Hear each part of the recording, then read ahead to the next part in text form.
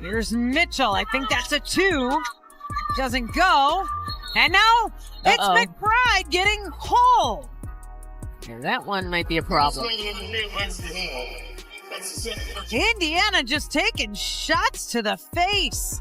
One brutal elbow, one silent whistle, one moment that exposed the WNBA's dirty little secret. The Indiana Fever arrived in Minnesota looking less like a basketball team and more like a MASH unit, their roster so decimated by injuries they were practically signing players out of the stands. But what happened on that court went far beyond a simple loss. A vicious elbow from Kayla McBride sent Lexie Hull crashing to the floor, her face contorted in pain.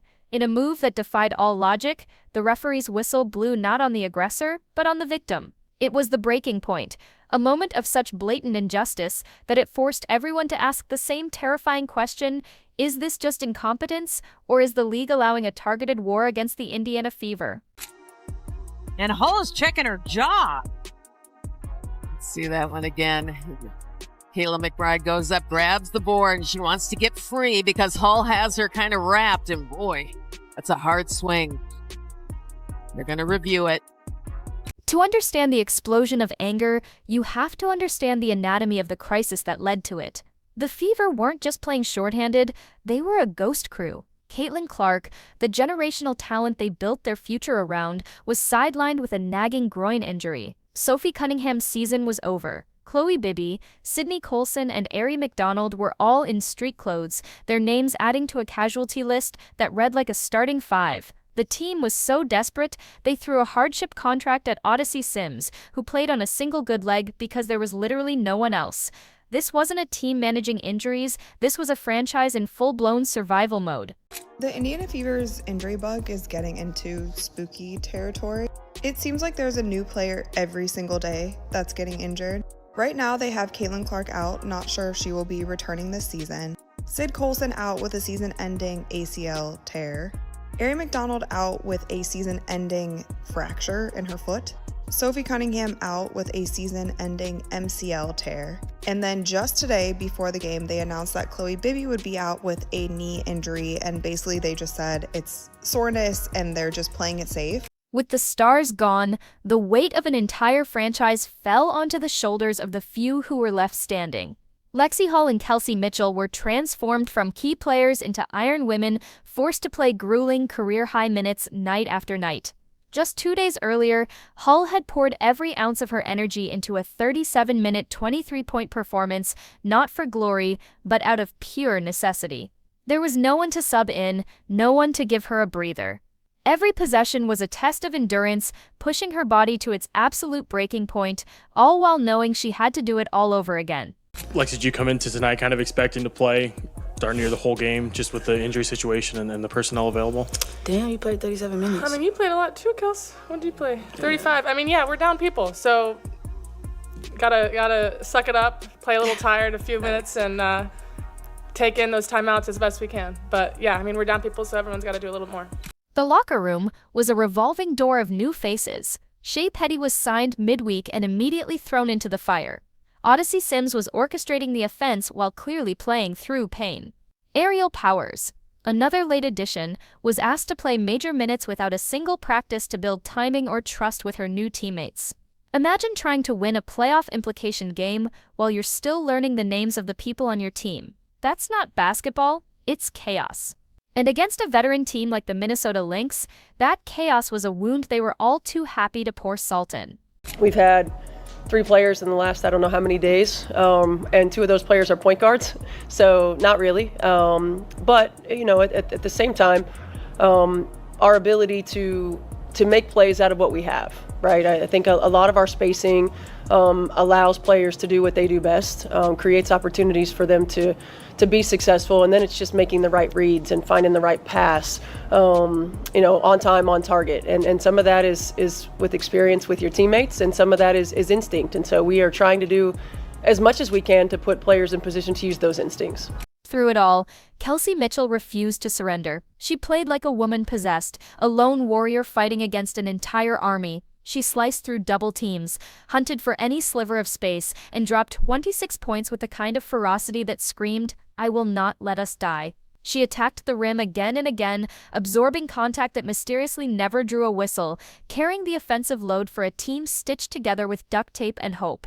But even a superstar's fire can be smothered when the odds are so impossibly stacked against them. And what happened next was the ultimate betrayal. At this rate, the Fever are going to end the season with a completely different team than what they started the season with. And even the players that they're bringing in on hardship or that they're signing midway through the season, they're now going down with injuries. The season from hell would be an understatement on this team right now. The play is seared into the memory of every Fever fan. Lexie Hull was locked in, playing her signature brand of tough, disciplined defense. Kayla McBride swung her arms through, and her elbow connected flush with Hull's face. It was a violent, direct shot to the head. Hull collapsed. The crowd gasped. It was a textbook flagrant foul, the kind of play the league claims it wants to eliminate. Instead, the whistle blew, and the referee pointed directly at Lexie Hull. The victim was being punished for being assaulted. The shock on the Fever bench was palpable. It was a moment of pure, unadulterated officiating malpractice. Every time a game happens in the WNBA, somebody's getting abused, somebody getting beaten, somebody is getting hurt, man. Somebody is getting hurt every game in the WNBA, and they just fail to realize this, fail to have any protocols on stopping the nonsense, man. My goodness. What followed was somehow even more insulting. After a review, the officials knew they had messed up. But instead of correcting their mistake and penalizing McBride for the dangerous play, they took a cowardly half measure. They issued a technical foul, a quiet admission that something was wrong, but they let McBride, the aggressor, completely off the hook. Hull took a shot to the face, went down in pain, and her team was still punished. It was a corrupt correction, a blatant refusal to deliver justice that sent a chilling message in the WNBA.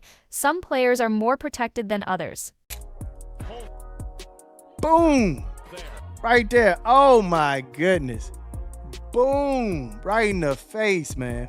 Right in the face. Now, like I stated, I get it. You might be mad that Lexie put her hand on your forehead. But fam, there is no reason for you to be throwing elbows to somebody's face like that. Come on, man. Throwing elbows to the face. The fan base erupted. This wasn't just a blown call. It was confirmation of a season-long suspicion. All year, fans had watched opponents get away with overly physical, borderline dirty plays against the Fever, especially against their star rookie.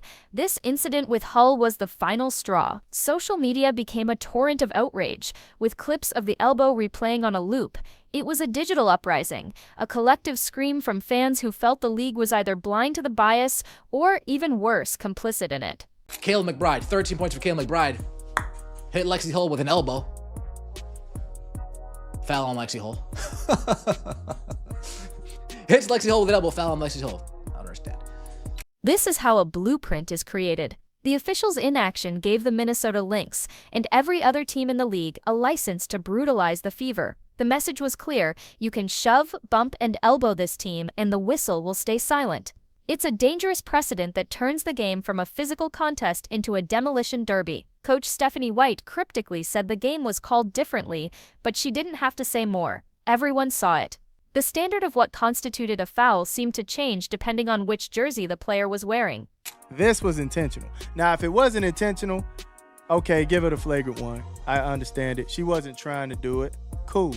But this was intentional. All right? She had malice on the heart with this one. Bad intentions.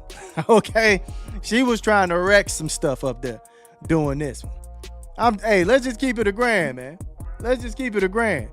Kayla McBride was trying to knock Lexie right on her booty cheeks, but she succeeded at, fam. Knocked her clean out. Look at this. For Lexie Hull, this was the ultimate disrespect. She had been playing herself into the ground, carrying an impossible load for her depleted team and doing everything the right way.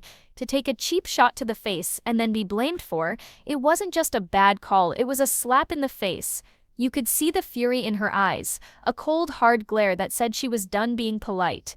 She had been pushed too far and she was no longer going to suffer in silence. Become a demolition derby. Knocked her clean out, man. Oh my goodness. I mean, folded. Look at how her legs are folded right here. Come on, man. Knocking her clean out right here. That was bad intentions, dog. That was bad intentions. I don't care what anybody say, man. That was bad intentions, man. And the refs have to do something about it. You have to make sure that players don't feel comfortable getting out of pocket and doing things like this. After the game, Lexie Hull broke that silence with a force that echoed around the league. She didn't hold back, calling for better officiating and demanding accountability from the WNBA itself. "We put our bodies on the line night in and night out," Hull stated, her voice tight with anger. "The best the league can do is to make sure all the players are protected." It was a direct shot at the referees who had failed her, a courageous move from a player who was tired of her team being treated like punching bags. Dribble. Carrington got a piece of it. Powers gets it back. Second attempt. Up and in. And she's fouled. The basket, and then she's just fighting and battling for her shot.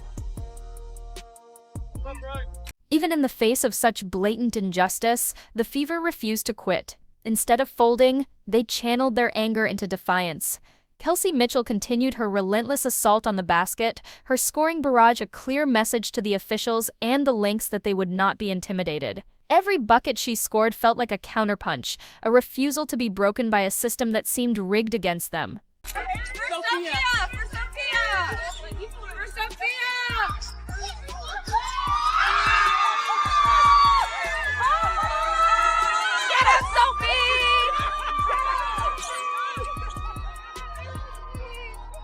And then, a hero emerged from the most unlikely of places. Shea Petty, the woman who had been with the team for less than a week, exploded for 16 points off the bench. It was a shocking, electrifying performance that was more than just points on a scoreboard. It was a symbol of the team's unbreakable spirit, proof that even their emergency signings were willing to go to war for a franchise under siege. Petty's fire was validation that this team's heart was still beating. This team needs Caitlin Clark to come back in the worst way. Not only if they want to save this, if they want to even play in mid to late September. This isn't a playoff team, what we're watching right now. This isn't a playoff team. This is a Kelsey Mitchell, please save us team. Kelsey Mitchell, we need 40 and 10. 40 points, 10 assists from you every night to be in the playoffs. We need a Herculean effort in the second half. We need Lexie Hull catching fire late in the fourth quarter and in overtime for this team to continue to stay in the playoffs. While Mitchell and Petty provided the fireworks, Aaliyah Boston was fighting a thankless war in the trenches. She was shoved, double-teamed, and bodied all night, but she refused to surrender control of the paint. Her relentless work on the boards gave the Fever second chances they desperately needed, and her calm, steady presence was the anchor in a sea of chaos. Her quiet strength was the foundation that kept the entire operation from collapsing under the weight of it all. We got our best indication yet that Caitlin Clark is on her way back toward a return for the Indiana Fever. That's because she was seen participating in shoot-around before the Minnesota Lynx game. Now, that doesn't mean she's playing. She's still out for that game, and she hasn't returned to full practice yet, but she is back on the court with her teammates. This coming on the heels of Stephanie White saying she hopes that Clark would return to the lineup before the regular season is out, and that when you see her participating in practice, you will know she's on the way back. When you put all the pieces together, the emergency signings, the Iron Woman minutes, the heroic individual efforts, you see a team that is doing more than just playing basketball. This is a story of pure survival. They are fighting for their playoff lives with a skeleton crew, battling not only their opponents, but also a level of officiating that feels, at best, biased, and at worst, corrupt. They are holding on by a thread, fueled by nothing more than grit and defiance. You know, so you see Caitlin Clark, this video captured by Chloe Peterson at shoot-around. You can see Caitlin doing some work right there, just, you know, warm-up work, back and forth on the court, but nonetheless on a basketball court. It's been a long time since we've seen Caitlin Clark on a basketball court. Certainly a long time since we've seen Caitlin Clark play basketball. Then there was a little bit more footage here, and you see Caitlin involved on the floor yet again, even handling the ball, working with her teammates. I mean, that's an important sign there to see her working with. And then there's the savior on the sideline. In the midst of all the chaos, a sight electrified the entire franchise. Caitlin Clark back in practice gear, moving with her teammates again. After weeks of watching helplessly, her return felt like a promise that the storm could pass. For a roster so beaten down, her presence was a shot of pure hope. But with just a handful of games left and their playoff spot hanging by a thread, time is running out. The Fever are fighting two wars, one against a catastrophic injury bug and another against a pattern of officiating that has left them bruised and betrayed. Lexie Hull's fury after that brutal, unpunished elbow was the fury of an entire team and a fan base that has had enough.